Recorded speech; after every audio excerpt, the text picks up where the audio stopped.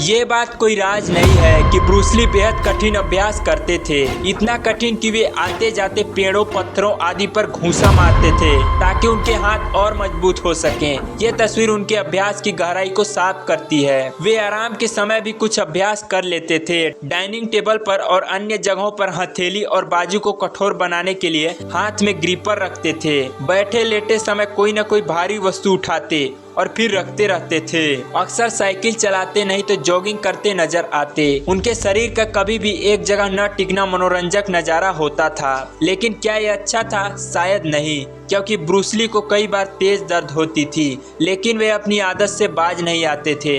आराम करो और ऊर्जा वापस पाओ। हाँ, मैं सिर्फ अपनी कब्र में आराम करूंगा, ऐसा ब्रूस ली का कहना था। सोते हुए भी जैसे वे एक आंख खुली रखते, कौन सी कसरत और तरीके से मजबूती लाई जाए ऐसा सोचते रहते। ब्रूस ली की अपने शरीर पर पकड़ अविश्वसनीय थी। इसी कारण से वे खूंखार शेर की तरह हो गए थे। वे हर समय नई चुनौतियों के इंतजार में रहते थे। ब्रूस ली बहुत सारी लड़ाइयाँ लड़े, हमेशा अपने आप को साबित करने के लिए, अपने हुनर और शिक्षा को सबसे ऊपर रखने के लिए। वे हमेशा सतर्क रहते, खुद के रक्षक की तरह। वे स्वास्थ्य के आदी थे, अपने भोजन पोषण और आदतों को लगभग नामुमकिन स्तर तक ले गए थे। वे अपने आप से और अपने शरीर से बहुत आशा रखते थे, लेकिन अंत में उनकी मृत्यु हो गई, जिसका सटीक कारण पता नहीं है। शायद दवा उन्हें ठीक नहीं बैठी और उनके दिमाग में सूजन हो गई। शायद कम से कम उनकी मृत्यु दर्द रहित और तुरंत हुई।